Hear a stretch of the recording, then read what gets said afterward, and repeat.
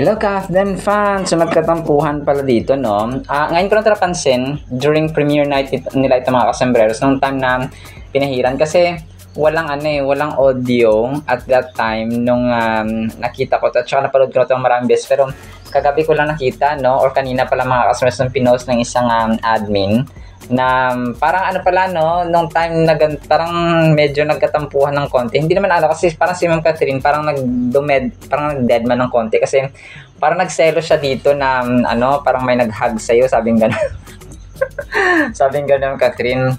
Sabi niya parang tanong niya dito kung bakit parang sa isip niya bakit daw nadumihan yung damit kasi nga kulay puti yung suot ni Alden at saka ni Ma'am Catherine. Sabi ni Ma'am Catherine kasi sobrang alalang-alala si Mrs. Fulkerson sa magagalit na naman iba yung some term ko na Mrs. Fulkerson. So sobrang alalang-alala kasi si attorney kay client na bakit nadumihan. Tapos ang tanong niya dito ay may nakain ka ba or may nakahag ka ba, sabing ganon.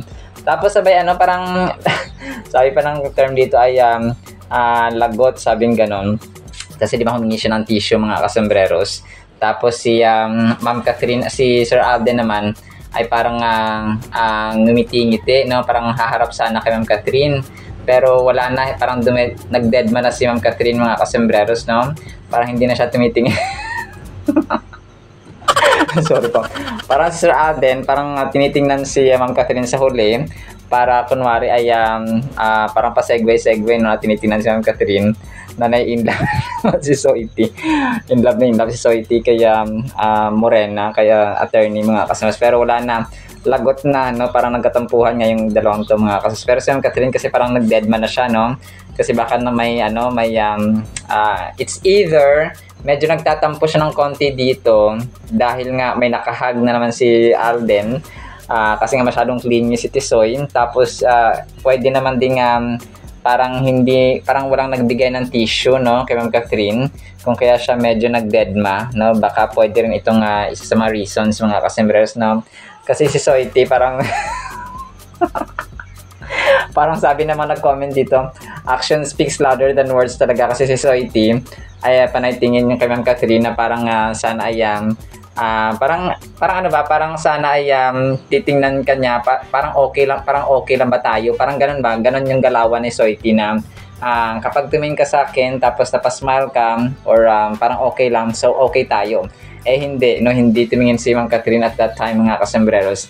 So parang inisip ni Soiti ay may konting tampo, no, si phenomenal box office cinema queen dito sa kanya mga kasembreros, kasi nga sinisip niya bakit kasi hug ka ng kahit na sino, sabing gano'n siguro sa isip ni Ma'am Catherine, dapat ako lang yung kaya kahag mo, sabi.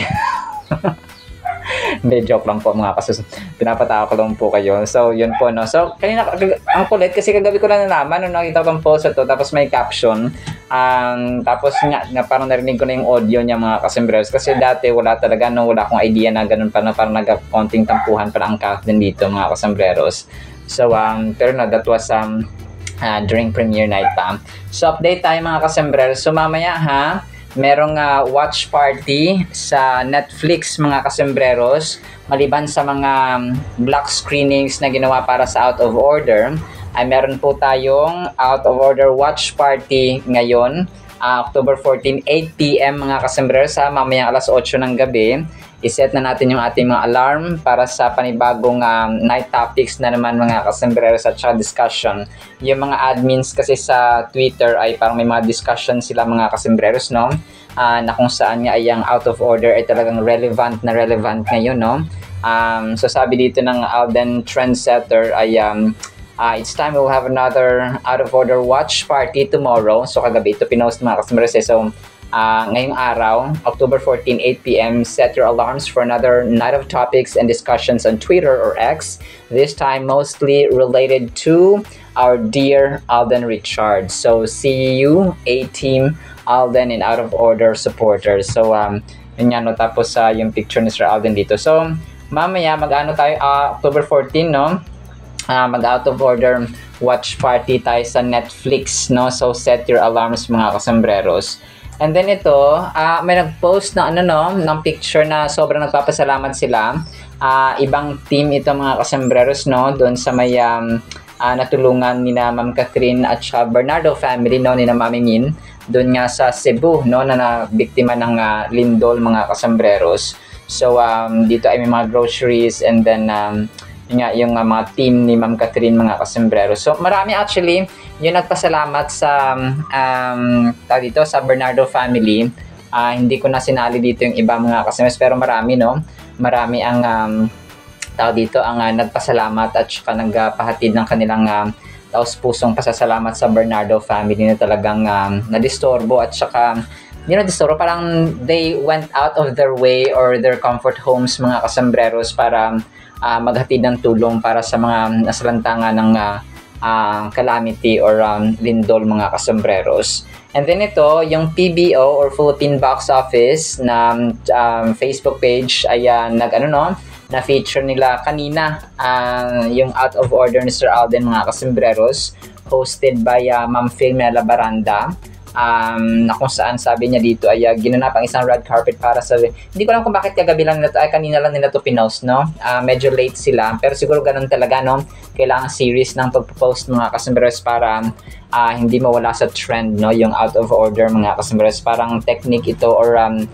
marketing strategy ng mga agencies na involved dito sa production nga ng Out of Order, which is effective, no, para kahit pa paano ay napag-uusapan pa rin siya. Ganoon na pang isang red carpet para sa directorial debut ni Alden Richards na Out of Order, na pinagbidahan niya mismo at ni Heaven Perelo, kasama pa ang ilang kilalang artista. Pinuri naman ni Barbie Forteza and so on. So yun po siya, no. Pakinggan natin tumamaya mga kasembreros sa itong mismong pag-host at saka pag-feature kay Sir Alden mga kasembreros, no, dito nga sa Out of Order. And then ito, next item natin mga kasembreros. So ito, yung si Sir Alden, pala, no, nung pauwi na siya mula dun sa may McKinley West na McDo, dun nga sa World Egg Day, ay nakuhaan pa siya, no, ni Oscar nung kanilang pagsakay niya nung pauwi mga kasembreros, na maraming bodyguards at saka mga bouncers. Dahil bouncers ipon ni Sir Alden mga kasembreros. So dito nga, no, pinasakay na siya sa sasakyan mga kasembreros kasi pauwi na si Soiti mula sa World Egg Day nga ng McDo mga kasembreros. So ayun po siya, no. And then yun, last items natin, itong magagandang pictures, no, ni Ma'am Catherine mga kasembreros, no. Nakakulay violet at saka nakakulay white si attorney mga kasembreros, sa sobrang ganda. Para siyang Koreana dito sa kanya mga looks, oh. Sobrang ganda at Latina ni phenomenal box office cinema queen mga kasembreros.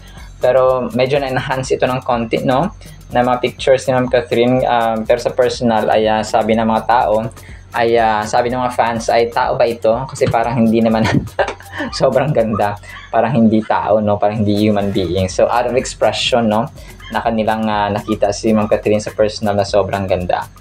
Alright, in the meantime, yun lamang, no, sa ating Kathleen items. Today is October 14, 2025. Tuesday na po mga kasembreros. Sana po ipakinggan po natin ang Word of God, and itong kay Femela Baranda muna, pakinggan po natin, and then ang Word of God po. Welcome back to Anong Ganap? Justice is not blind. It's been blinded. And we fight to open its eyes again.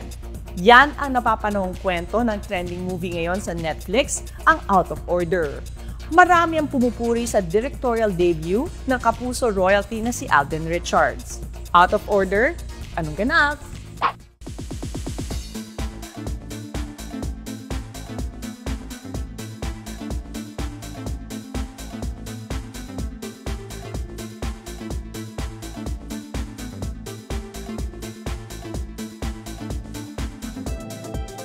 Naging matagumpay ang red carpet walk ng pelikula na pinangunahan ni Alden at Heaven Perelejo. Magandang gabi po. Finally, after some time, mapapalabas at mapapakita ko na sa inyo lahat yung ginawa po namin pelikula na Out of Order. So, para lang din po sa kaalaman na, diba, the reason why medyo natagalan yung release sa Philippines is because umikot pa siya sa festivals. Wow! po sa inyo lahat. Thank you so much for coming. And of course, my heavenly angels na Lahat naman ay napahanga sa pelikulang pinagbidahan at idirect ng kapuso actor. Alden Richards delivered. Yun na lang. Kasi kanya lahat to eh. He produced, he directed, he acted in this film. So, kanyang-kanya tong pelikulang ito. And I'm just so proud of him. I'm so happy for him. Congratulations to everyone. To Viva also. Napakaganda ni Heaven. Grabe. And syempre, my good friend Joyce Ching. Grabe. Napakahusay. Kakabilib. Sobra. Ang galing niya. Ang ganda ng movie. Unang-una, syempre, congratulations muna kay Alden, kay Direk Alden for his debut, directorial debut. Oo, grabe. Iba yung movie, parang socially relevant siya kasi nga parang yung sistema sa justice system in a way, di ba? Parang parang napapanahon talaga siya. At saka gustong-gusto ko to kasi halos lahat tinakil eh. Family, yes, love. At career. So, napaka-relatable. Attorney Jennifer Tamplo, most respectfully appearing for the state. It was nice, it was fun, and hindi ko talaga in-expect na gano'n yung final edit. Kakaloka. Sobrang ganda po, ang ganda.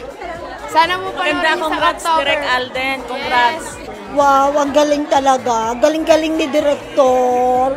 Alden talaga. You're the best talaga. We love you, Alden. Ang ganda po. Sana po may part 2 agad. How do you plead?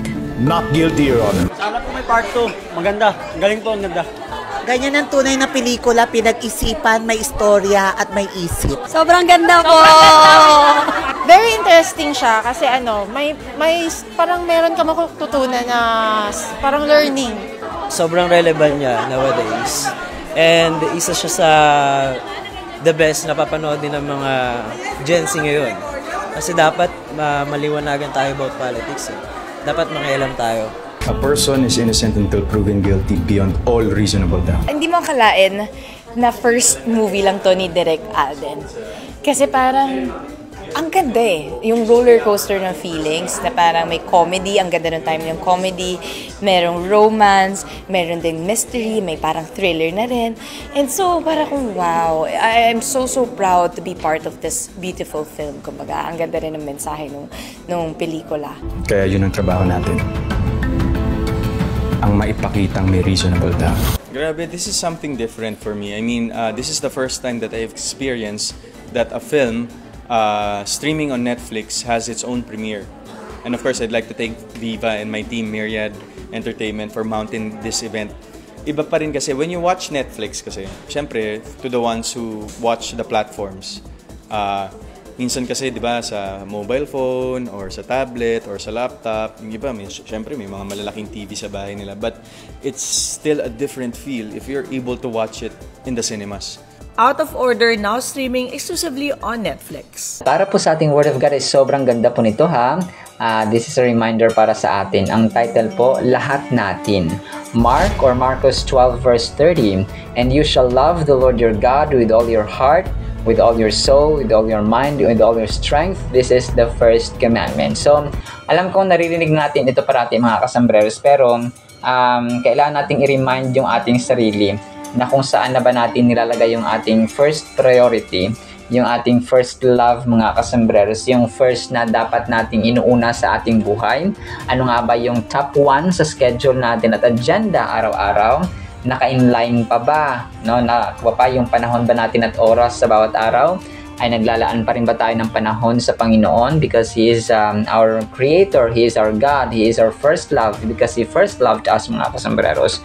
So ang first love po natin sa mga Kristiyano, no, na mag-couple, na mag-asawa, yung first love talaga dapat, yung first love nila ay ang Panginoon. Kumbaga pa, mag-asawa kayo pero yung nasa gitna ay ang Panginoon mga kasis, which represents yung unity, yung love, yung bond, yung agreement mga kasambreros, yung covenant ng mag-asawa ay nasa gitna ang Panginoon. Because kapag nasa gitna ang Panginoon, ang Diyos po sa anumang relationship ay talaga nagtatagal at punong-puno ng pag-ibig. May mga misunderstanding, yes. May mga problema and trials, of course. Pero andun yung reconciliation, andun yung pagpapatawad, andun yung understanding, andun yung humility, andun yung love above all mga kasos, andun yung patience, andun yung andun yung caring and concern mga kasombrero sa bawat isa, because nasa sentro nga ang pag-ibig, nasa sentro ang Panginoon mga kasunod. Pansinin natin yung mga temporary na mga relationships, yung kumbaga pa nakasentro lang sa pagnanasa ng laman, yung sex, no, nandun lang nakabase mga kasombrero sa sarap ng kumapa ng flesh o ng laman mga kasong katawan ng tao. So doon lang siya nakatuon. So after nila ng 2 years, 1 year, 3 years, ibang partner na naman. So kasi nga unang-una sa lahat, wala ang Panginoon sa sentro nila. Okay? Hindi nakasentro sa pag-ibig ng Panginoon ng kanilang relationship. That is why it's ephemeral, no? It's temporary. It's not lasting mga customers, and they don't respect, they don't revere. Hindi sila nagbabayad or naglalagay ng malaking paggalang sa kasal or sa pag-aasawa mga kasambreros, kasi nga ay wala ang Panginoong Jesus or Panginoon sa kanilang kalagitnaan.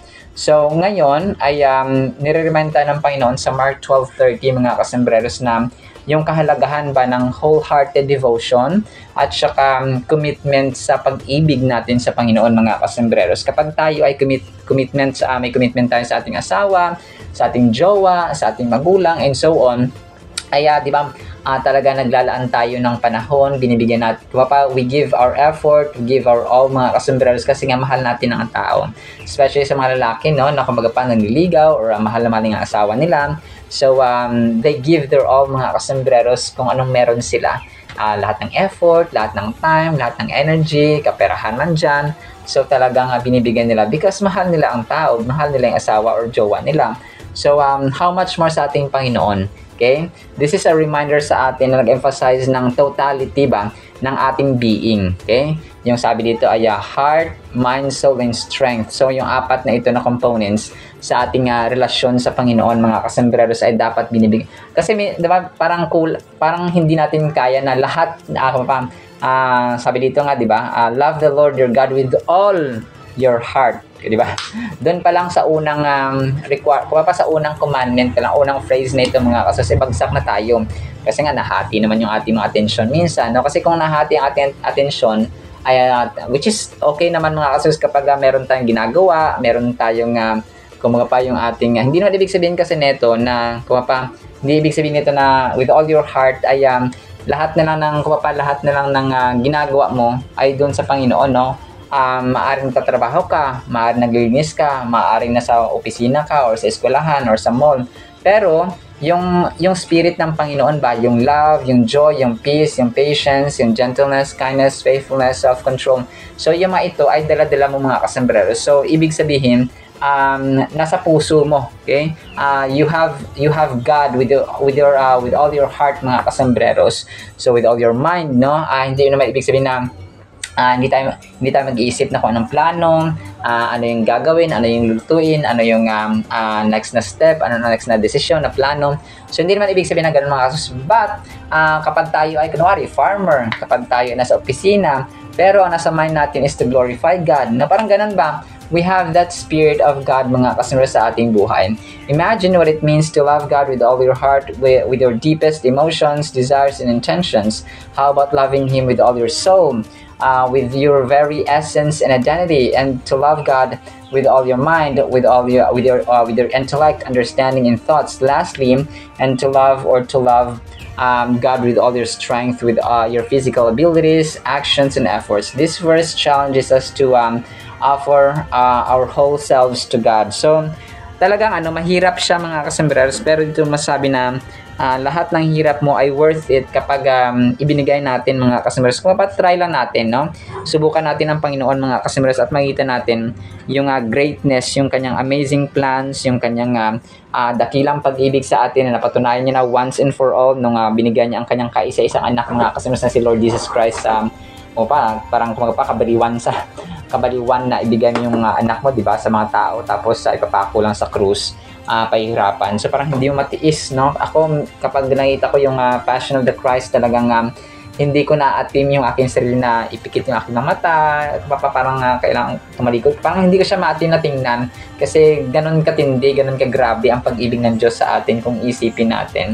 So, doon pa lang napatunayan na niya. So, tayo din po ay kumbaga pa, sapat na sobra-sobra pa yung ginawa ng Panginoong kabutihan niya para sa atin so that tayo rin po ay gumawa at saka mahalin siya ng buong puso, lakas, isipan at kaluluwa. So to understand, so napakaganda nito kasi ito yung time na na dialogue ni Lord Jesus Christ sa isang eskribo o sa scribe mga customers na kung saan po ay yung isang scribe ay tinanong si Jesus Christ kung saan anong commandment yung pinakadakila sa lahat. So yun nga yung kanyang sinabi na love the Lord your God with all your heart, mind, soul, and strength. So we can love God with all our heart by giving Him our full devotion and attention. This means making Him the priority, no? Yung sabi ko kanina, sa ating buhay. Above all other desires and distractions.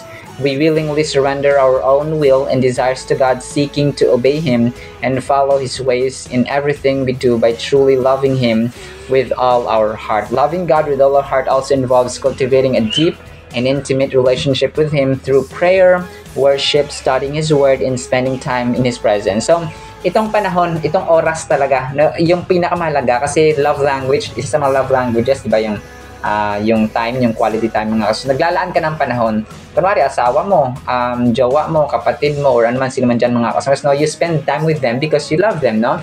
Naglalaan ka ng oras sa panahon sa kanila. So, ganito rin po ang ating Panginoon because He is our priority.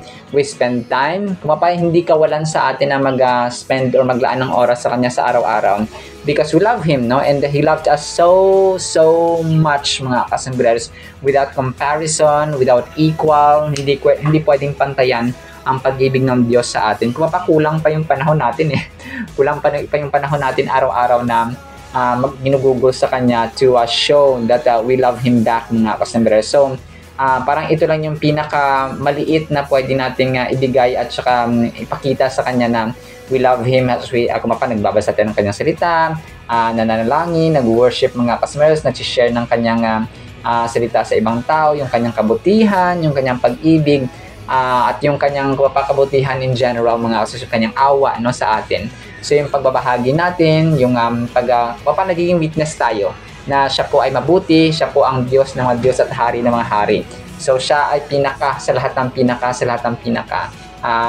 Especially yung kanyang pag-ibig at dakilang pagmamahal sa sangkatauhan na hindi pwedeng pantayan. Ang ganda nun.